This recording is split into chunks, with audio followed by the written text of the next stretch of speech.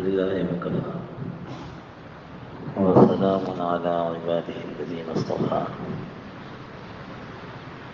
أما بعد فأعوذ بالله من الشيطان الرجيم بسم الله الرحمن الرحيم كل نفس ذائقة الموت وإنما توفون أجوركم يوم القيامة فمن زحزح عن النار وأدخل الجنة فقد فاز وما الحياة الدنيا إلا متاع الغرور.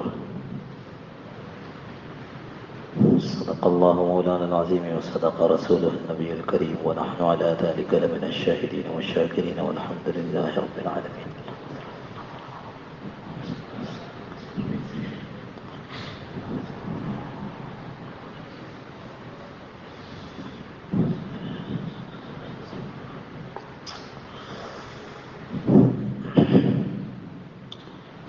جگہ جی لگانے کی دنیا نہیں ہے،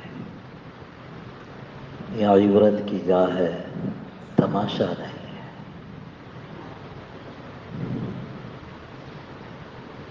اس دنیا میں آئے ہیں امتحان کی خاطر،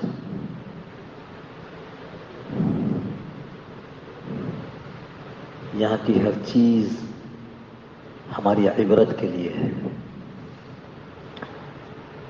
یہاں کی ہر چیز ہمیں یہ سوچنے پر مجبور کرے کہ تمہیں کہیں واپس جانا ہے اور کسی بڑے سے ملاقات کرنی ہے،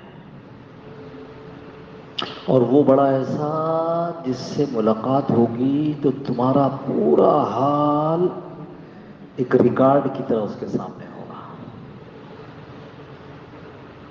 یہ عبرت کی جا ہے، تماشا نہیں ہے۔ جو اس احساس کے ساتھ زندگی کو بسر کرتے ہیں پھر وہ بن جاتے ہیں، اور جو دنیا کے تماشے میں مصروف ہوتے ہیں پھر وہ ایک دن موت سے پہلے یا موت کے بعد خود تماشا بن جاتے ہیں۔ اللہ ہم سب کی حفاظت فرمائے۔ کیا زمین کھا گئی آسماں کیسے کیسے، اور کیا نامور ہو گئے بے نشاں کیسے کیسے۔ بڑی عبرت کی نظم ہے۔ اس دنیا میں ذرا بھی جی نہیں لگانا، ذرا بھی۔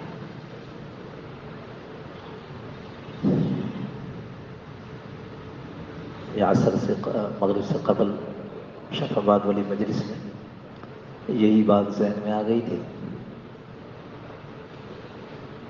حضرت علی رضی اللہ عنہ کا فرمان کہ دنیا تو پیٹھ پھیر کر چل چکی، واپس ہو گئی۔ دنیا پتہ نہیں سینکڑوں ہزاروں لاکھوں اربوں کتنے سال پہلے بنی، ہمیں تو معلوم نہیں ہے، اور اس کے معلوم کرنے کی ضرورت بھی نہیں ہے۔ جو ضرورت کی چیز تھی وہ اللہ نے خود بتا دی قرآن میں، یا نبی صلی اللہ علیہ وسلم کے ذریعے بتا دی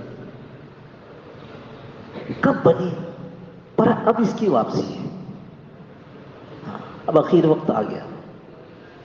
رسول اللہ صلی اللہ علیہ وسلم صلی اللہ تعالی علیہ وسلم کا زمانہ وہ اخیر زمانہ ہے۔ دنیا پیٹ پھیر کر چل پڑی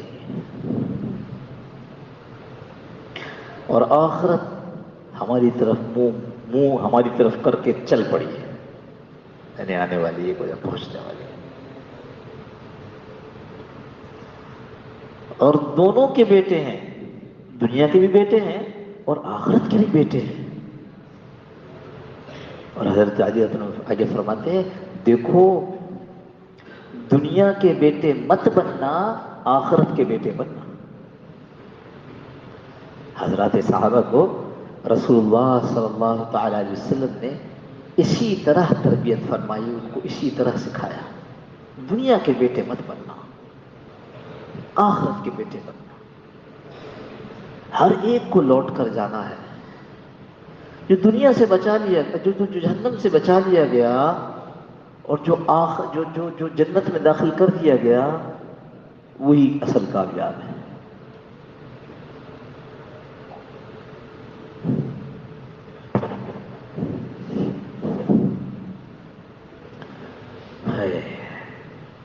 ابھی جوڑ میں جانا ہوا ریلوے میں، تو گاڑی سے گئے، جوڑ کے 5 دن وہاں رکے، گاڑی سے واپس آ گئے۔ گھر سے نکلے کچھ سامان لے کر، گھر سے نکلے کچھ سامان لے کر، گرمی سردی سے بچنے کے حوالے سے، کھانے پینے کے حوالے سے، لیکن سفر کے راستے میں جو کھانا پینا تھا وہ بہت تھوڑا تھا، اور وہاں جو گرمی سردی سے بچنے کا سامان تھا بہت تھوڑا تھا۔ ایک کرتا تھا، اسے کہا ایک شال تھی کہ اگر کہیں ٹھنڈک پڑ گئی تو شال اوڑھ دے۔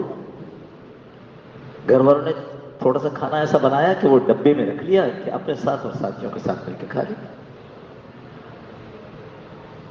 وہاں جہاں 5 دن رہنا تھا وہاں کے لیے سلیپنگ بیگ بھی تھا، وہاں کے لیے تکیا بھی تھا، وہاں کے لیے اور انتظامات بھی تھے، اور کھانے پینے کے لیے خاصے پیسے بھی تھے۔ یہ سفر ہے، کٹ جائے گا، اس کے لیے تھوڑا انتظام ہے۔ جہاں جا کر 5 دن رہنا وہاں کے لیے زیادہ انتظام ہے۔ کتنی عقل کی بات ہے، اگر کوئی الٹی بات کرے کہ سفر کے لیے بہت سارا سامان ہو وہاں کے لیے تھوڑا سامان، تو اس کو آپ کیا کہیں گے؟ بے وقوف ہے، احمق ہے، بلکہ پاگل ہے۔ اللہ کے نبی صلی اللہ علیہ وسلم نے صحابہ کی ایسی تربیت فرمائی، دنیا کے بیٹے مت بنو، بہت تھوڑی سی دیر کی ہے، آخرت کے بیٹے بنو۔ وہ ہمیشہ 5 دن کی نہیں ہے، ہمارا تو سفر وہاں رکنا 5 دن کا تھا، وہ 5 دن کی نہیں ہے، ہمیشہ ہمیشہ کی ہے۔ اور ایسی کہ سردی لگی تو لگتی چلی گئی، پریشانی آئی تو آتی چلی گئی، آگ نے پکڑا تو پکڑے چلی گئی، سانپ بچھو مسلط ہوئے تو مسلط ہو چلے، اب ان کو کوئی ہٹانے والا نہیں ہے، اس آگ کو کوئی بجھانے والا نہیں ہے۔ جس آگ کو اللہ لگائے اور غصے میں لگائے اور سزا کے طور پر لگائے، اس سے کون چھڑائے؟ حضرت عقبہ بن عامر رضی اللہ تعالیٰ عنہ حضور صلی اللہ تعالیٰ علیہ وسلم سے عرض کیا، اے اللہ کے رسول، دنیا اور آخرت میں، یعنی دنیا میں بھی اور آخرت میں بھی نجات کے لیے کوئی بات بتلا دیجیے، کچھ ایسا بتا دیجیے کہ میری دنیا میں بھی آرام سے ہو جائے اور آخرت بھی آرام سے ہو جائے۔ اللہ کے رسول صلی اللہ علیہ وسلم نے ارشاد فرمایا، 3 باتیں، یہ 3 کام کر لو۔ کمال ہے حضرت صلی اللہ تعالی وسلم، چھوٹی چھوٹی باتیں جو یاد رہ جائیں، عمل میں آسان ہو، ہاں، اور جب اس کو کھولا جائے تو کتابیں ہو جائیں، جوامع الکلم، ہر بات کے اندر سمندر کی گہرائی کیا گہرائی ہوگی جو آپ صلی اللہ علیہ وسلم کی باتوں کی گہرائی ہے۔ اور سورج کی روشنی کتنی بڑی حقیقت ہے، لیکن اللہ کے نبی صلی اللہ علیہ وسلم کی باتیں اس سے بڑی حقیقت ہے۔ پہلی بات ارشاد فرمائی، امسک علیک لسانک، اپنی زبان کو روکے رکھو، زبان روک لو۔ دیکھیے سوال ذہن میں رکھیے گا، دنیا میں بھی میری نجات ہو، دنیا میں بھی آسانیاں اور آخرت میں بھی نجات ہو جائے، امسک علیک لسانک، اپنی زبان کو روکے رکھو۔ اتنے فساد ہیں، اتنی برائیاں، اتنی مشکلات اس زبان سے جڑی ہیں کہ بیان سے باہر ہے۔ صرف گناہ، وہ گناہ جن سے آدمی آخرت میں پکڑا جائے، اس کی تعداد 20 سے زیادہ لکھی، بلکہ اور زیادہ لکھی ہے۔ اس زبان کو پکڑ کر رکھنا ہے، بالکل بے جا استعمال نہیں کرنا ہے۔ یہی زبان جھگڑے کرواتی ہے،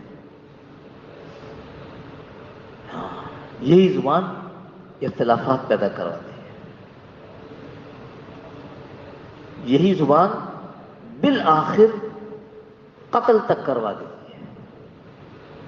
زبان. دوست میں عداوت دشمنی ہو گئی اس زبان کی وجہ سے. غیر محتاط استعمال کیا, بلا سوچے سمجھے بول گئے, اور ایسے وقت میں وہ مذاق کیا جس وقت میں وہ دوست کسی پریشانی میں تھا, دل پہ لگ گئی, زندگی بھر کا ساتھ ختم.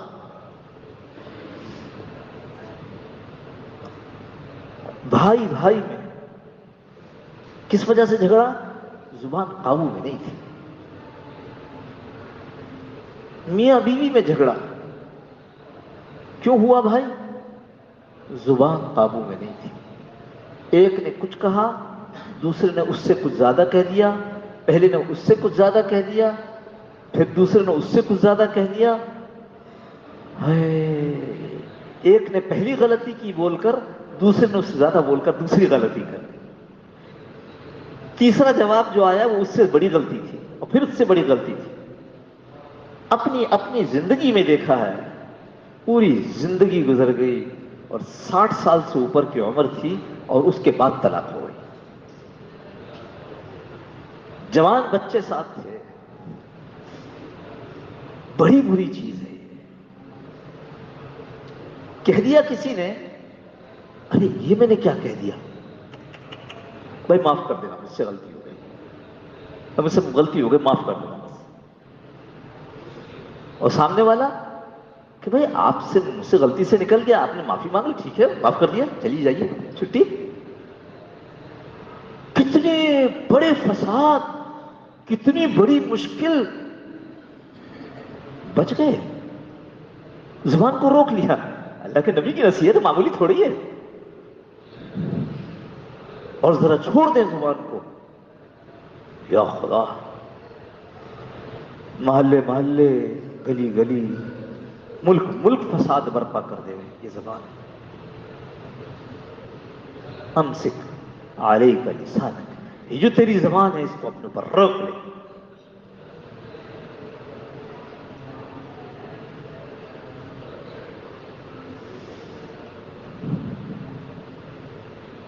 حضرت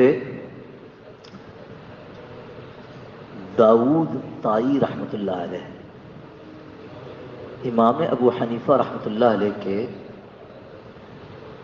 شاگرد تھے اور بڑے امام تھے اپنے وقت کے. مولانا بڑی بڑی باتیں تھیں, بڑی روایات, محدث بھی تھے, فقیہ بھی تھے.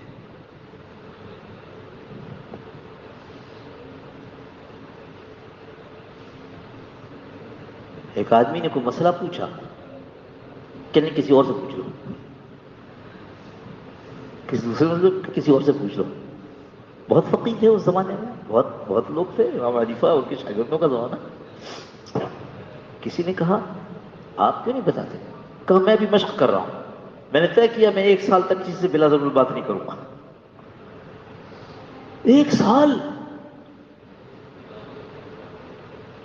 جب اتنے سارے لوگ ہیں پوچھ لو کسی سے, میں تو بھی مشق میں ہوں. ہم کس حال میں ہیں؟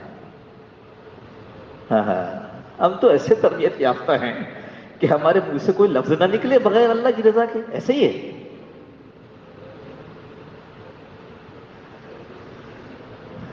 بھائی یہ جو خانقاہوں میں آتے نا, دیکھو تبلیغ کی بات نہیں کر رہا, تبلیغ میں وہ رستہ ایسا ہے کہ چلتے چلتے تربیت ہوتی ہے, برداشت کرتے کرتے نفس کی اصلاح ہوتی ہے.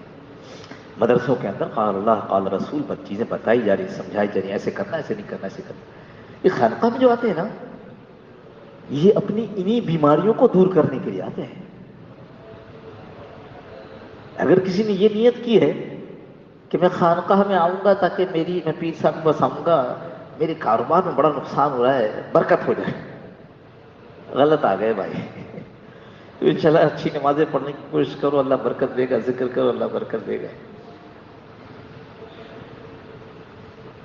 یہاں جو آ کر ہم کہتے ہیں خدا کے لیے, اللہ کے واسطے کسی کو پکڑو, ہاں کسی کا دامن ایسے تھامو جیسے کھوٹا پکڑا جاتا ہے, کھوٹا پکڑا جاتا ہے. امام داؤد طائی, میں بھی مشق کر رہا ہوں, دیکھو کھوٹا پکڑنے کی مثال ایک آسان سی ہے کہ وہ گائے اور بکری کو باندھ دیتے ہیں. ایسے ہی گائے بکری تو چھوٹی سی چیز ہے. ہاتھی کو جو پالنے والے ہیں وہ کیا کرتے ہیں اس کے ساتھ؟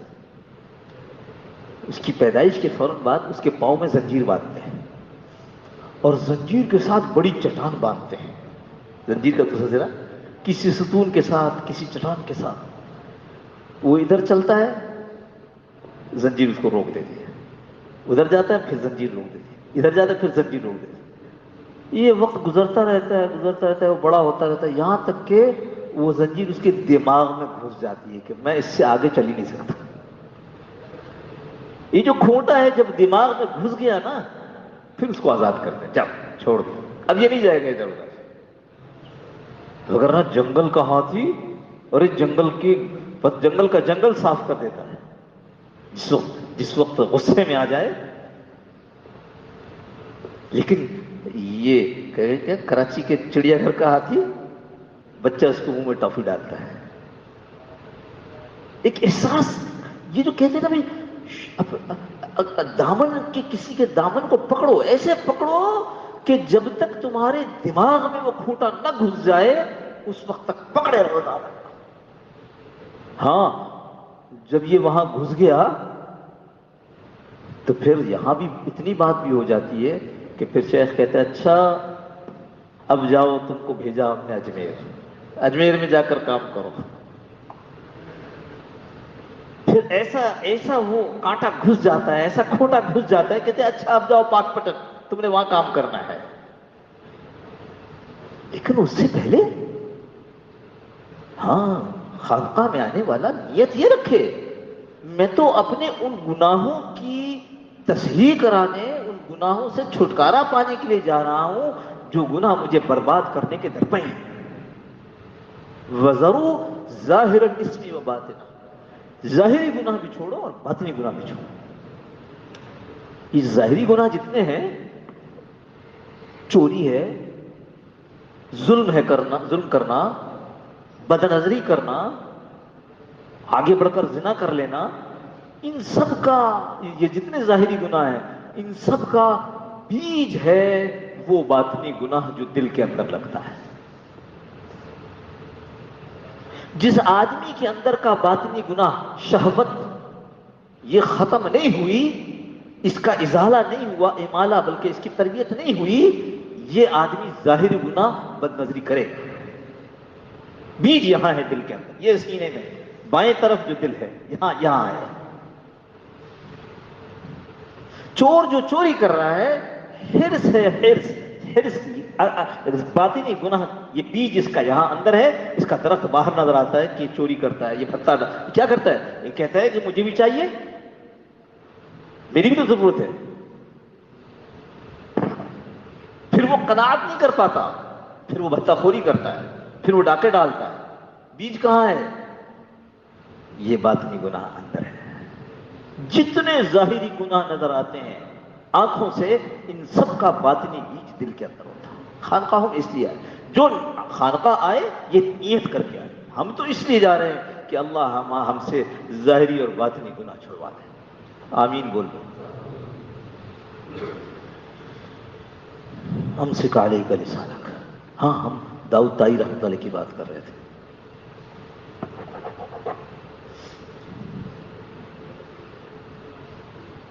داؤد طائی رحمۃ اللہ علیہ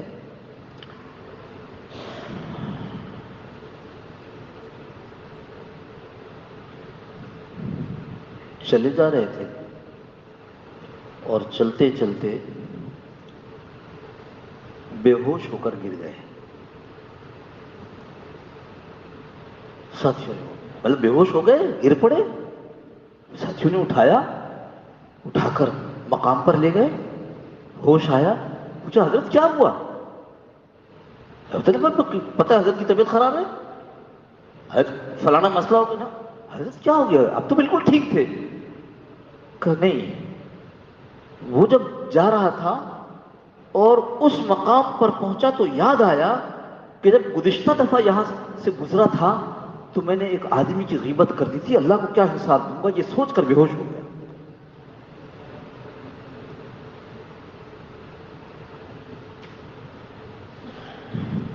یہ غیبت رکتی نہیں ہے، زندہ تو زندہ، مردہ کی بھی غیبت کے بغیر نہیں رہتے، جو مر گئے ہیں ان کی غیبت کے بغیر بھی نہیں رہ پاتے۔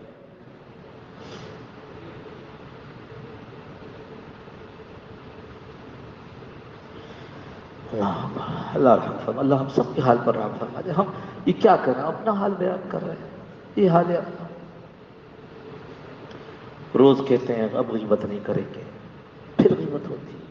ہر دفعہ کہتے ہیں اب غیبت نہیں کریں گے، پھر غیبت ہوتی ہے۔ بھائی کوئی علاج کرواؤ، توبہ کا کیا، توبہ کا پیناڈول کب تک کھاتے رہو گے، ہے نا؟ استغفار کا پیناڈول کب تک کھاتے رہو گے؟ تو بڑے بڑے گناہوں کے لیے رکھ لو، چھوٹے چھوٹے گناہ، ہر وقت کے گناہ، تو علاج کراؤ شیخ سے۔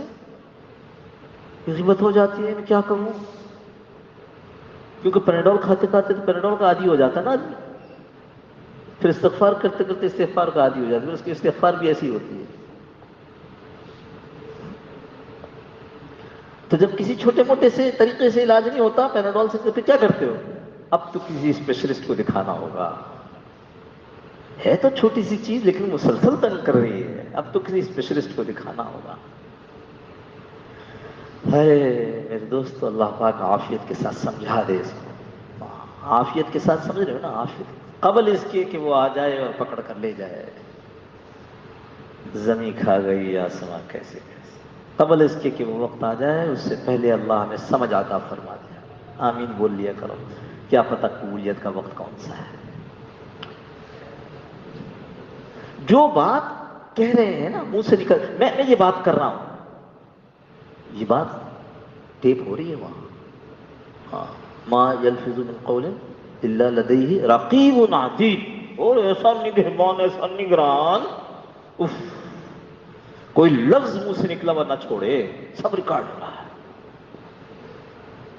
سب ریکارڈ ہو رہا ہے، میرا کہنا آپ کا سننا، اف، سب ریکارڈ ہو رہا ہے۔ اللہ اخلاص نصیب فرمائے، عافیت کے ساتھ اخلاص نصیب فرمائے۔ حضرت رحمۃ اللہ علیہ کی بات یاد آتی ہے، جو سامنے بیٹھے ہیں یہ مزے میں ہے، اور جو بات کر رہا ہے یہ بڑے خطرے میں ہے، بڑے خطرے میں ہے، اس کا حساب سخت ہے۔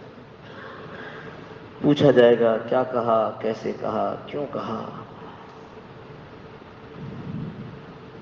جو بات منہ سے نکل گئی، میں نے پہلے بھی عرض کیا، کوئی آدمی کہتے ہیں سبحان اللہ، اب اس کا حساب ہوگا، اب اس کا حساب ہوگا، یہ جو منہ سے نکلی سبحان اللہ، یہ کیوں؟ اگر کسی بات پر تمہیں تعجب ہوا، تم نے سبحان اللہ کہنا تھا، تو آہستہ سے کہتے سبحان اللہ، یہ تمہارے زبان سے نکلا تو کیا مطلب ہے، کسی کو سنانا چاہتے تھے، اب اس کا حساب ہو رہا ہے۔ امام احمد بن حنبل رحمۃ اللہ علیہ بیماری کے آخری ایام، کتنے بڑے امام، ان کے واقعات سنتے ہیں حیران ہوتے ہیں، ساری دنیا ایک طرف، یہ ایک طرف، ہاں، وقت کا جابر بادشاہ، ہاں، گھوڑے لگوائے، کیا کیا نہیں کروایا، اب اخیر وقت ہے، مرنے کے قریب ہے، جیسے مریض کراتا ہے، اور پاس بیٹھے ہیں حضرت طاؤس رحمۃ اللہ علیہ، حضرت طاؤس ہم کہتے ہیں کہ احمد یکتب الملک کل شیء، ملک کل شیء حتی الانین، یہ جو فرشتے ہیں نا یہ سب کچھ لکھتے ہیں، یہاں تک کہ تمہاری آہ کو بھی لکھ رہے ہیں۔ آگے لکھا ہے اس کے بعد موت تک کسی نے ان کی کراہ نہیں سنی، کیا حساب دوں گا کہ یہ آہ کیوں نکل رہی ہے۔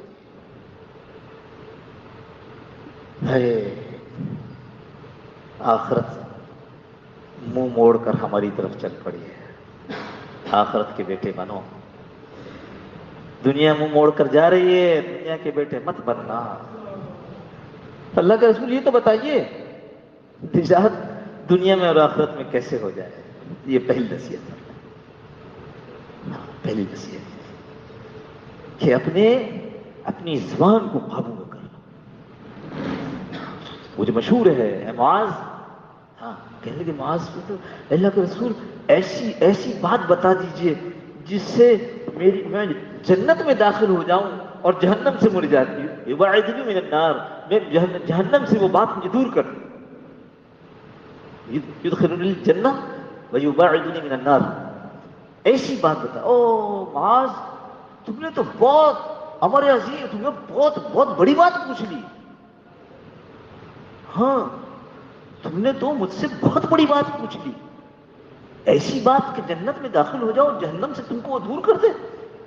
پھر نصیحتیں فرمائی ہیں، نماز، روزہ، زکوٰۃ، حج، ان کے متعلق ایسے کرنا ایسے کرنا ایسے کرنا، اور بھی آگے تفصیلی اخیر میں فرمایا. اور ان سب کی گویا تقویت دینے والی چیز یا ایسی چیز بتاؤں کہ جس کے بغیر یہ سب بیکار ہو جائے. بیکار سے مراد یہ کہ سب بے وزن ہو جائے، سب چیزیں موجود ہوں لیکن اگر وہ ہو گیا تو وہ سب وزن میں ہلکی ہو جائے گی، یہ اتنا بھاری ہے. تو وہ چیز بھی بتا دوں کہ اللہ کے رسول ضرور بتا دیجیے. آپ صلی اللہ علیہ وسلم نے اپنی انگلیوں کے درمیان اپنی زبان دبائی، پکڑی ایسے، تو کہا کف علیک ھذا، اس کو روک لو. اس کو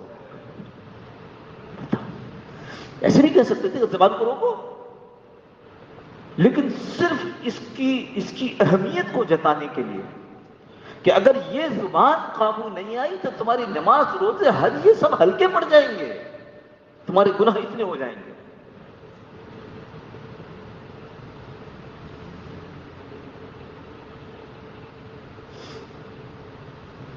حضرت ابراہیم علیہ السلام رحمۃ اللہ علیہ کسی نے دعوت پہ بلایا.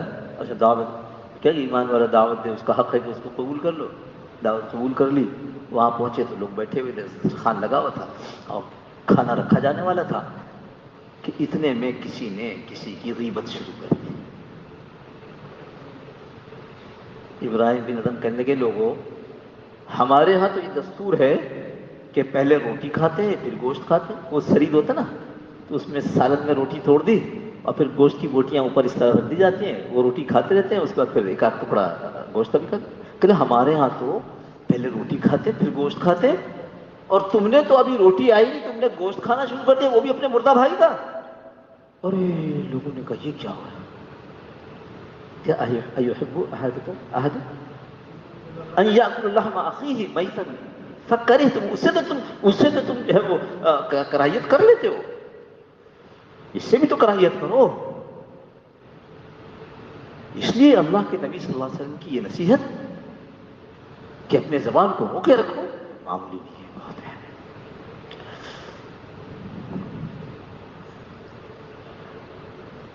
دوسری بات ارشاد فرمائی وَلْيَسَعْكَ بَيْتُكَ، اپنے گھر میں اپنے لیے گنجائش پیدا کرو، اپنے گھر میں رہو، اپنے گھر کو اپنے لیے کافی کر لو. آج تو ہمارا یعنی اس کے مقابلے پہ تو جیسے زبان کا حال ہے ویسے اس سے زیادہ اس کا حال ہے. گھر پہ ٹکتے ہی نہیں ہے، بس باہر نکلنا ہے، دوستوں میں بیٹھنا ہے. ارے دوستوں بیٹھو گے تو کرو گے کیا؟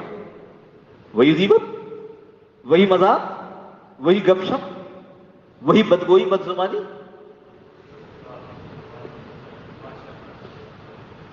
باہر نکلیں گے تو آج کے دور میں بدنظری کیسے بچائے گا آدمی اپنے آپ؟ وَلْيَسَعْكَ بَيْتُكَ، اپنے گھر میں بس کافی کر لو اپنے گھر کو اپنے لیے.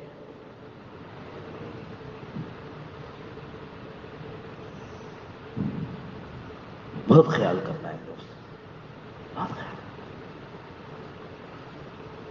حضرت عثمان بن مظعون رحمۃ اللہ رضی اللہ عنہ، یہ اپنے بیٹے کے ساتھ انہوں نے حبشہ کی ہجرت کی. مدینہ منورہ میں انتقال کرنے والے پہلے آدمی.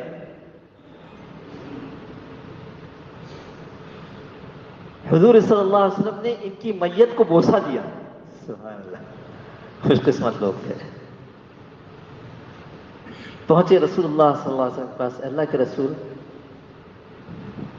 ہمیں کچھ سیر و سیاحت کی اجازت مل جائے، گھومنے پھرنے کی اجازت۔ اللہ کے رسول صلی اللہ علیہ وسلم نے ارشاد فرمایا میری امت کی سیر و سیاحت تو جہاد ہے، بس جہاد، دعوت، جزیہ، قتال۔ گھر کے اس لیے نکل رہے ہیں کہ ہم لوگوں کو دعوت دیں، اس لیے نکل رہے ہیں کہ وہ علاقے جو مسلمان نہیں ہوئے ان کو اپنا اسلام دکھائیں گے، جزیہ لیں گے ان سے، کہیں گے ہم یہاں ٹھہرے میں ہماری زندگی کو دیکھو، ہماری زبان سے تمہاری بات سمجھ میں نہیں آئی تو اب عملی طور پر دیکھو کہ ہم کیسے کرتے ہیں، اور اگر نہیں مانتے ہو تو آؤ پھر تلوار ہمارے درمیان فیصلہ کرے گی۔ تو میری امت کی سیر و سیاحت، سیر و سیاحت کی اجازت نہیں دی آپ صلی اللہ علیہ وسلم۔ قرآن کہہ رہا ہے سیرو فی الارض، یہ ٹورزم والے اپنا نعرہ بناتے ہیں، اس کو یہ نہیں لکھا آگے، آگے کیا لکھا ہے؟ فانظروا کیف کان عاقبۃ المجرمین، نکل کر دیکھو کہ ہم نے مجرموں کے ساتھ کیا کیا ہے۔ آپ مجھے بتاؤ، پکنک کی جگہ بنا دیتے ہیں ان جگہوں کو جہاں پر اللہ کے عذاب نازل ہوا ہے، اجازت نہیں ہے اس کی۔ جہاں اللہ کا عذاب نازل ہوا ہے رسول اللہ صلی اللہ علیہ وسلم کا طریقہ یہ ہے کہ یہاں سے جلدی سے گزرو، اور دیکھنا یہاں کا پانی بھی نہیں پینا، کہ اللہ کا رسول ہمیں خیال نہیں تھا، ہم نے آٹا گوندھ لیا اس کا، کہا وہ آٹے پھینک دو، اس آٹے کو کھانا بھی نہیں، کیوں؟ یہاں پر اللہ کا عذاب نازل ہوا تھا اور تم نے یہاں پر یہ کام کیا، جلدی گزر جاؤ بس۔ وہ یہ صاحب بیتک، اپنے گھر کے اندر بیٹھ جاؤ۔ اب ایک مصیبت جو ہو گئی وہ یہ کہ گھر پر بیٹھنے والا آدمی اب موبائل کے ساتھ بیٹھا ہوا ہے۔ بھائی یہ بیٹھنا مطلوب نہیں ہے، موبائل کے ساتھ بیٹھنا تو وہ ہے کہ ساری دنیا میں پھر رہا ہے آدمی۔ ہاں ہم کبھی کبھی کہہ دیتے ہیں کہ لوگوں اپنے گھر والوں کی کا خیال کرو، ان کی تربیت کو سوچو، موبائل آ جانے کے بعد اب گھر کا گیٹ نہیں رہا، گھر کی دیواریں نہیں رہیں، تو بچی چادر اوڑھ کر سو رہی ہے، آپ کے خیال میں سو رہی ہے، اس کے دوست نے اس کو موبائل میں پیسے ڈلوا دیے اور وہ اس کے ساتھ گفتگو میں ہے، آپ سمجھ رہے سو رہی ہے۔ وَلْيَسْعَكْ بَيْتُكَ، اپنے گھر پر ٹھہر جاؤ، اس کو کافی بنا لو اپنے گھر کو۔ لیکن یہ احتیاط جو آپ سے عرض کرتے ہیں، اگر آپ نے ایسی کوئی چیز پکڑ رکھی، ہمارے حضرت رحمۃ اللہ علیہ کتنی عجیب بات ارشاد فرماتے تھے، اس کے بعد یہ آ جانے کے بعد اس کو چپل موبائل کر دیتے، بڑا اینڈرائڈ چپل موبائل، تو یہ جب آ گیا تو ایک لفظ، ایک جملہ فرماتے تھے، ساری دنیا سے باخبر، اپنی ذات سے بے خبر۔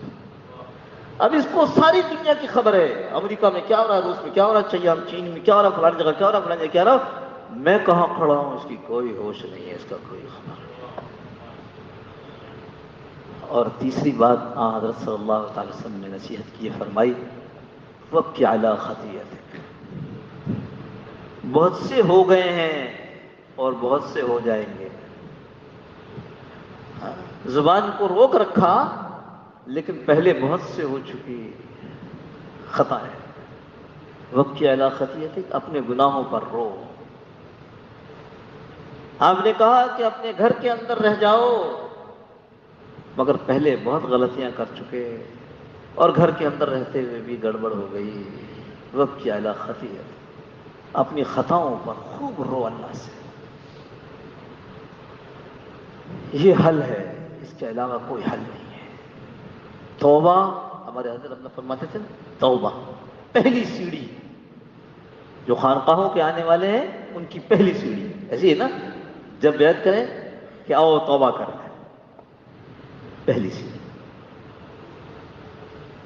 کچھ ہو گئے، کچھ کا خطرہ بھی باقی ہے، یہ نصیحت تم نے سن لی، بس یہ یاد رکھو کہ اپنی خطاؤں پر روتے رہنا۔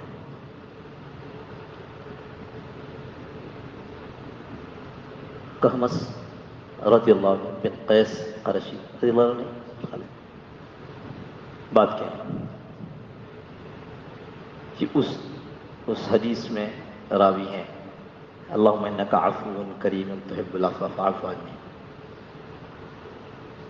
رو رہے. ساتھی نے پوچھا کیوں رو رہے ہیں؟ کہ ایک گناہ ہوا تھا 40 سال سے رو رہا. حضرت ایسا کون سا گناہ 40 سال سے رو رہے ہیں؟ کہاں؟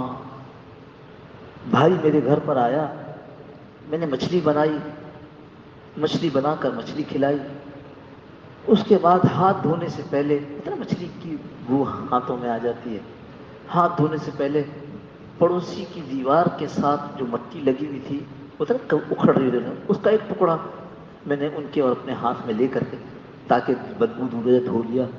نہ اس سے اجازت لی، اس کی اجازت کے بغیر دھو لیا میں نے. پتہ نہیں اللہ اس کو مجھے معاف کرے گا کہ نہیں کرے گا. 40 سال سے اس کے اوپر رو رہے ہیں. رب کی علا خطیت ہے. ہمیں تو گناہ ہی یاد نہیں ہے، بے شمار بے حساب. وہ حکیم مختار صاحب رحمہ اللہ تعالی وہ سناتے تھے، کون جون پوری شاعر جو تھے، نہیں اصل جون پوری تو ابھی ہیں ہمارے، نہیں وہ پرانے شاعر حفیظ جون پوری. جزاک اللہ، مولانا الرحمان صاحب نے یاد دلایا. کہا کہ علماء رحمۃ اللہ کے ہاتھ پر توبہ کی اور زندگی بدل گئی. اور جس وقت انتقال کا وقت تھا تو کہے کہ پورے جسم کے ساتھ اس کو کیا کہیں گے، وہ تڑپتے تھے، ادھر سے ادھر تڑپ رہے، یہاں سے وہاں تڑپ رہے، اور شعر پڑھتے تھے. پینے کو تو بے حساب پی لی، پینے کو جس وقت پر ہوش ہی نہیں تھا. دنیا اور آخرت کو دیکھنا ہے تو دنیا دنیا ہے، آخرت آخرت ہے. پینے کو تو بے حساب پی لی، اب ہے روز حساب کا دھڑکا. اس وقت بے حساب پی تھی، اب حساب ہونے والا ہے. ہم نے تو بے شمار کر لیے. ایک گناہ جس کو 40 سال تک روئے، بے شمار کر لیے، اور مزے کی بات کرتے چلے جا رہے ہیں، رکنے کا کوئی ارادہ نہیں ہے. اس لیے دوستو خانقاہوں میں ان کے ماحول میں آ کر آدمی کو اس کی کوشش کرنی چاہیے. اور میں ہر دفعہ کہتا ہوں خوش قسمت ہیں ہم لوگ، ہم شہر کراچی میں ہیں، ہر مسجد میں دعوت کا کام ہے. اس مسجد کے اندر نہیں جا دیتے، وہاں فٹ پاتھ کے اوپر علماء کی بھرمار، ہر مسجد میں الحمدللہ علماء ملتے ہیں. وہاں بھی ماحول، یہاں بھی ماحول. پھر الحمدللہ اللہ نے ہمیں علماء حق کے ساتھ وابستہ کیا اور خانقاہوں میں لا کر بٹھا دیا، یہاں بھی ماحول. وہ جو بے شمار گناہ ہیں وہ صرف اس لیے ہو جاتے ہیں کہ ہم خانقاہوں میں یا ان دینی مجلسوں میں 2-2 گھنٹے کے لیے، 1-1 گھنٹے کے لیے آتے ہیں. زیادہ وقت ان مجلسوں میں گزرے. یہ 3 بڑے ماحول ہیں ہمارے ہاں، ان تینوں ماحول میں زیادہ سے زیادہ وقت گزرے، اور ان ماحولوں سے باہر تھوڑا سے تھوڑا وقت، کم سے کم صرف ضرورت والا. ورنہ ان ماحولوں میں آ کر بیٹھا جائے.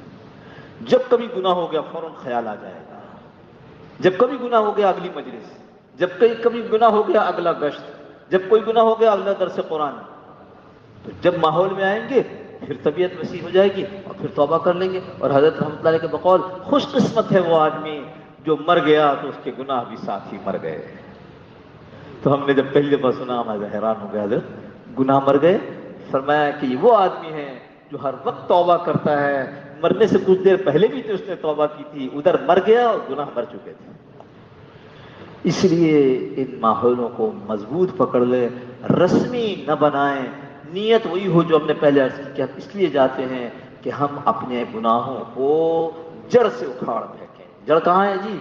ہاں جڑ میں نے آپ کو بتایا، جڑ کہاں ہے؟ دل میں ہے. ظاہری باطنی گناہ سارے نکال پھینکے جائیں. اللہ پاک مجھے آپ کو عمل کی توفیق نصیب فرما دے.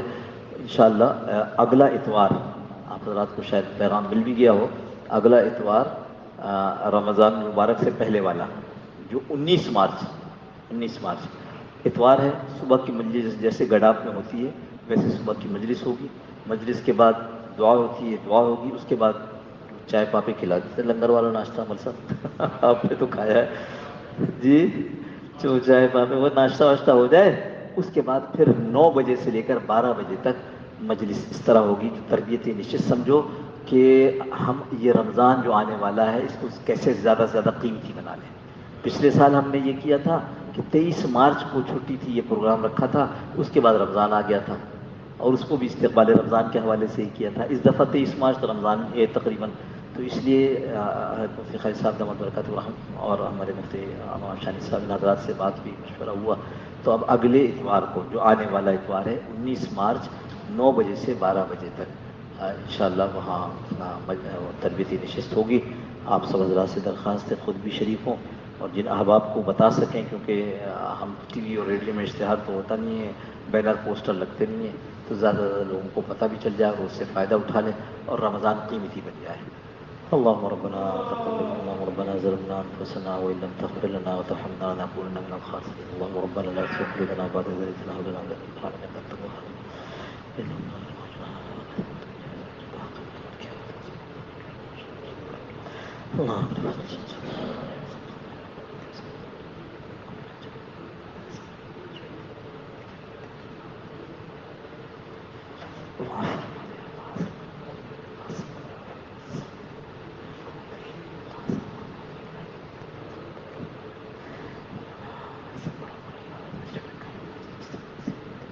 اللهم ربنا تقبل منا انك انت السميع العليم وتب علينا يا مولانا انك انت التواب الرحيم وصلى الله تعالى على خير خلقه محمد وعلى اله وصحبه اجمعين برحمتك يا ارحم۔